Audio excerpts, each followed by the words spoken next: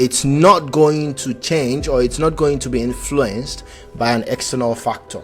If we have to fix something, we will see it internally, we will fix it internally. JD Vance, shut the hell up. Do you know why this is funny to me?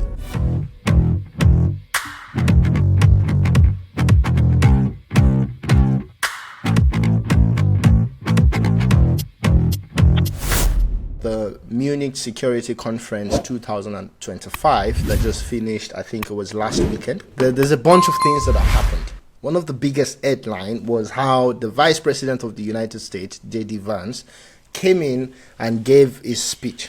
And his speech was so hard because he went straight for the jugular of the European leaders. Yeah, he touched on three main topics.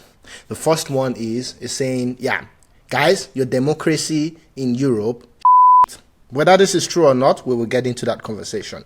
The second thing is the way you guys undo migration, and he doubled down on that. He also used the example of the terrorists that ran into people in Munich, saying this is one of the effects of your terrible migration policies. And the third thing that he hit on was your security, for God's sake. You guys just rely on us, and I don't think we're getting something good in this exchange.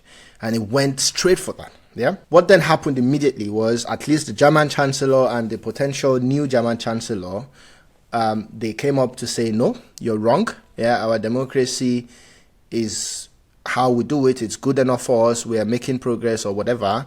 Yeah, but what's most importantly wrong is if there's something wrong with our democracy, and this is the interesting part. It goes, if there's something wrong with our democracy, for our sovereignty and our independence, it's not going to change or it's not going to be influenced by an external factor.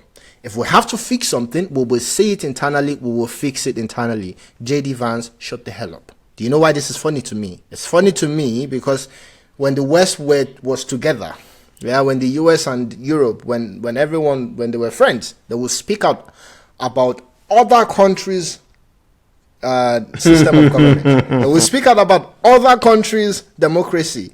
They will influence externally. They will demand for change in other countries.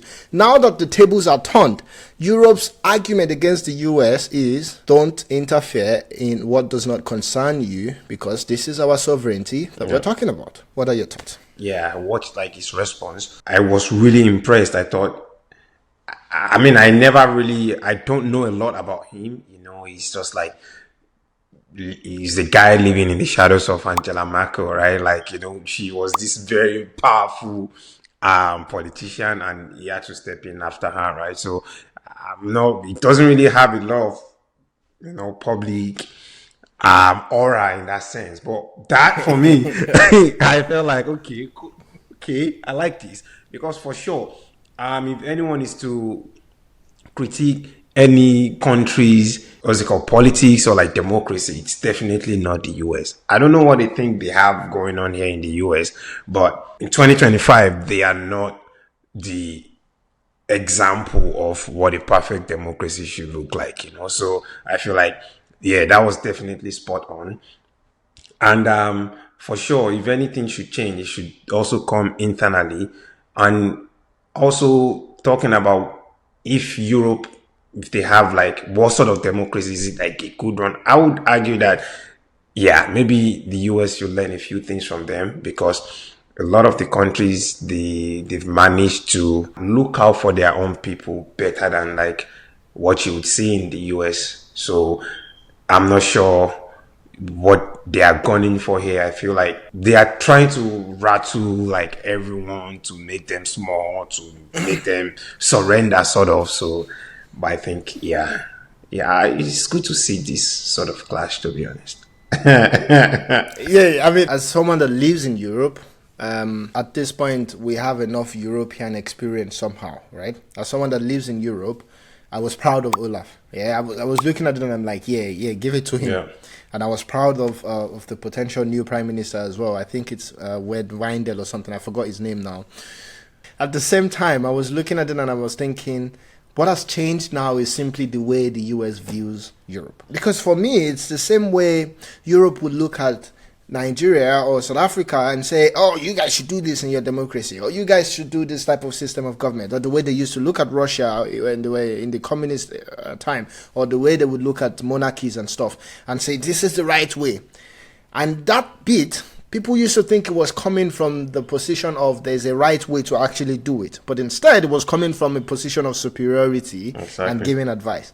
Suddenly, the US now sees themselves as superior to Europe. And now they have all these things to say about the European politics and European system.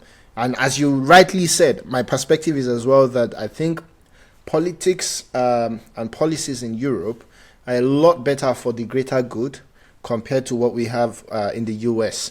So the effrontery of the United States Vice President to say, you guys are doing shit down there, I think it's massive. Yeah. Now, another interesting thing that went on top of that, do you know, now they go, don't tell us what to do, you're an external party. But then, because of the security conversation, Zelensky now called out to Europe saying, you guys should band together and invest more in your militaries. Yeah, invest more in your own security outfit. Now, this is another external party that's not part of the union, calling out to the union to say, do something. By the way, there was no rebuttal to Zelensky for saying that. Yeah, but again, Zelensky is still an external party for the union, and it's basically calling out X and X to them to say, do this, do that. What are your thoughts on that? I mean, yeah, Zelensky is a guy that I never took seriously. I mean, I don't respect him as a leader. I don't know how he got there, but somehow he did. But yeah, I saw his speech. I'm like, he's just a clueless guy. I mean, you went ahead and tried to do all this NATO stuff and this and that. I mean, I don't also want to talk like a politician or whatever, but him saying that just shows you that he doesn't really know how the world power or like how politics is being done, right? He thinks like sentiment and all these. I don't like the guy. I just feel like, yeah. I see what you're saying. For me, as an European taxpayer, I would also not be happy to see that an external party outside the union is demanding to spend more of our tax money on military. Do you know what I mean? Yeah. Like, it shouldn't be Zelensky telling the EU or the governments of the EU to spend more on their military. It shouldn't be Zelensky. If they come in internally and make that decision because for X and X and X, okay. But at the moment, it just seems like Europe is a ball being kicked around from left to right. They cannot make their own thoughts, and this is also why the German Chancellor's Olaf Scholz's rebuttal to JD Vance was very important for me, just to remember again that the EU is a world power that stands on its own and they can make their own decision. And